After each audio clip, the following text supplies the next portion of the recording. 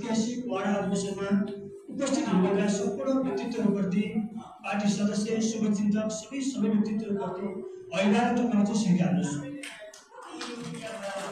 राष्ट्रिय स्वतन्त्र पार्टीले हामी 69 वाडामा वाडा अधिवेशन गर्दैछौँ।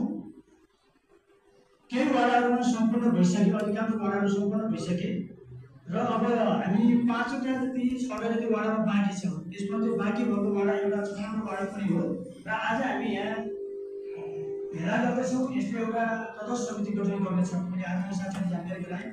त्यसपछि हामी जसरी बन्द कोठाभित्र हामी आज कार्यक्रम गर्दैछौँ, योभन्दा विरत ढङ्गले बाहिर खुला ठाउँमा हामी कार्यक्रम गर्ने गरी वाडा अधिवेशन गर्नेछौँ र वार्ड नम्बर 6 को छुट्टै पहिचान चाहिँ हामीले स्थापित गर्नेछौँ। म त्यही दिशामा अगाडि बढ्नका लागि म वार्ड नम्बर 6 का सम्पूर्ण पार्टी सदस्य शुभचिन्तक साथीहरूप्रति यही अनुरोध गर्छु।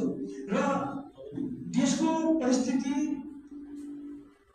संसारमा सबै मान्छेहरू एकैपटक लाखौँ मान्छेहरूले नेतृत्व गरेर लाखौँ मान्छेहरूकै नेतृत्वमा देश बनेका इतिहास चाहिँ बिरलै छन्। त्यस्तो सम्भव एकदम कम सम्भावना भएका देशहरू छन्। संसारमा कुनै एउटा मान्छे जन्मिन्छ र त्यसले नेतृत्व गर्छ, संसार परिवर्तन गर्छ, उसले आफ्नो देश परिवर्तन गरेको छ, समाज परिवर्तन गरेको छ। त्यही दिशामा हाम्रो देशमा पनि विभिन्न कालखण्डमा विभिन्न महापुरुषहरू जन्मिए। राष्ट्रिय एकीकरणको सन्दर्भमा पृथ्वीनारायण शाह यो देशमा जन्म भयो। बहादुर शाह र पृथ्वीनारायण शाह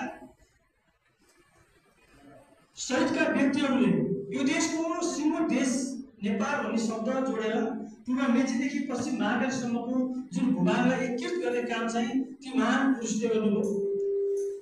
त्यसपछि प्रजातान्त्रिक आन्दोलनभित्रका काङ्ग्रेस कम्युनिस्टभित्रका भएका बीपी कोइराला लगायतका व्यक्तिहरूको नेतृत्वमा यो देशमा प्रजातान्त्रिक आन्दोलनको सुरुवात भयो। यो देशमा प्रजातन्त्र स्थापना भयो।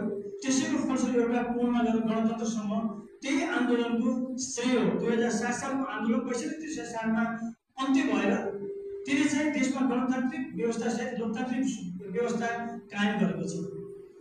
त्यो लोकतान्त्रिक व्यवस्था ल्याउने महान पुरुषहरूको नेतृत्व हिजो बीपीबाटै सुरु भएको महान पुरुष बीपी हुनुहुन्छ भने अब यो राजनीतिक परिवर्तनपछि आर्थिक समृद्धिको बाटोलाई अगाडि बढाउने, त्यसको जडमा जाने भनेको यो देशमा भएको कुशासनलाई अन्त्य गर्ने हो, यो देशमा भएको भ्रष्टाचारलाई अन्त्य गर्ने हो। त्यसकारणले आजको यो युगमा आजको नेपाललाई अबको समृद्ध नेपाल बनाउने अभियानको नेतृत्व रवि लामिछानेले गर्नुहुन्छ। यो महान पुरुष अबको नेतृत्व गर्न सक्ने, अबको युगलाई हाँक्न सक्ने रवि लामिछाने आउनुभएको छ। उहाँकै पछाडि तपाईँ हामी लामबद्ध भएका छौँ। यो देशमा अब समृद्धिको बाटो खोलिन्छ भने रवि लामिछानेको नेतृत्वमा खोलिन्छ र त्यो दिशामा तपाईँ हामी लामबद्ध भएर लाग्नेछौँ। तपाईँ हामी वाडामा होइन, सिङ्गो टोल, सानो टोल इकाइहरूमा गएर पनि हामीले मान्छेलाई आज शिक्षा दिनुपर्नेछ, चेतना दिनुपर्नेछ। आज काङ्ग्रेस कम्युनिस्टले भरण छोडिराखेका छन्। उनीहरूले आज पनि खोला नालाका ठेक्का पट्टासँग जोडेर धेरै कुरा गर्छन्। तँलाई स्कुलको अध्यक्ष बनाउन, तँलाई यस्तो बनाउन भनेर धेरै बहाना पारेर उनीहरूले मान्छेलाई तान्न कोसिस गर्छन्। त्यो एउटा स्कुलको अध्यक्ष बन्ने बहानामा, एउटा स्कुलको सदस्य बन्ने बहानामा, मन्त्रीको अध्यक्ष बन्ने बहानामा उनीहरूले यो देशलाई खोक्रो पार्छन्।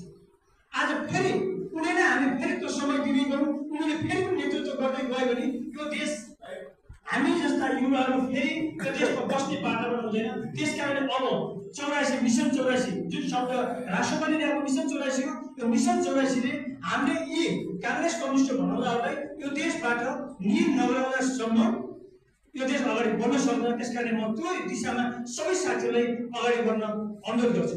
आदरणीय साथीहरू, तपाईँ हामीलाई थाहा छ भुटानी शरणार्थीको केस फाइल खोल्ने बित्तिकै, त्यसको अगाडि प्रक्रिया अगाडि बढाउने बित्तिकै हामीलाई थाहा थियो, हामी सबै मान्छे देशैमा थियो, कतिखेर आर्थिक राणालाई छोड्छ भन्ने थियो।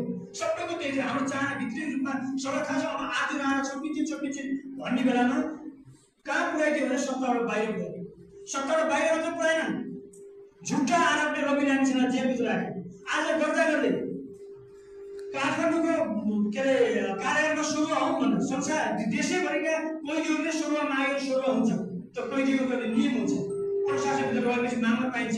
त्यो मान्छे पनि पार्टीको नेतृत्व गरेको व्यक्तिले म यो ठाउँमा सरुवा गर्छु भइरहेर सरुवा मागेर काठमाडौँ माग्दाखेरि पनि आजको यो सत्ताले रवि लामिछाने दिएको छ।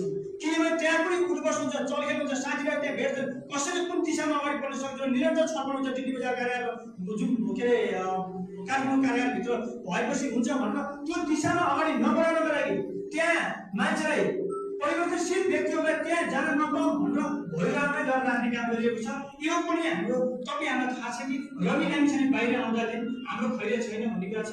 रवि लामिछाने सबसँग बोलेको कुरा तपाईँलाई थाहा छ नि, माधव नेपालको अख्तियार छोड्नु के अरे भ्रष्टाचारको मुद्दा लगाएको कुरा, अख्तियार लगाएको मुद्दाको प्रक्रिया कहाँबाट सुरु भएको भन्ने कुरा छ। मुद्दाको सुरुवात रवि लामिछानेले सुरु गर्नु भएको। यो देशका उच्च पदस्थ व्यक्तिहरू पनि छानबिन हुनुपर्छ र हामी सबै फाइलहरू खोल्न तयार छौँ भनेर त्यतिखेर तपाईँको यो फाइल पतञ्जलिको फाइल पनि खोल्नुपर्छ र उहाँले खोलिदिन्छ भनेर बोल्नु आज संसदभित्र तपाईँ हामीले अहिले रेकर्डमा गएर हेऱ्यौँ भने त्यो भेटिन्छ। आज जरो आज यो चिन तपाईँको नेताहरू सबै भ्रष्ट हुन् भन्ने कुरा प्रमाणित गरेको छ भन्दा रवि लामिछानेले गर्नु भएको छ।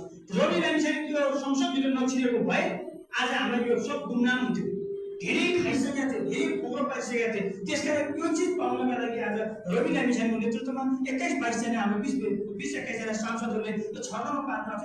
संसद कस्तो हो, संसदले गर्ने काम के हो, संसदको भूमिका के हो भन्ने कुरा आज कसले सिकाएको छ भन्दाखेरि राष्ट्रिय स्वतन्त्र पार्टीका सांसदहरूले सिकाएको छ।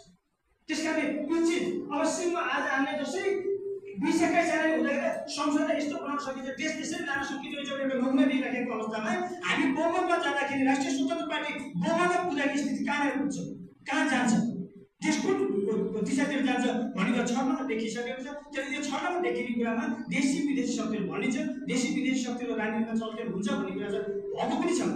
यो देशमा रवि लामिछाने अगाडि बढ्न नदिनको लागि, रवि लामिछाने रोक्नका लागि आज चारैतिर देशका सबै पार्टीहरू नगर बाहिर पनि सहयोग गर्नु रविलाई हामीले भनेर मान्दैन है भन्ने विदेशी शक्तिहरूले के गर्छ भने मान्छे आफ्नो युज गर्ने मान्छेहरू खोजेको हुन्छ।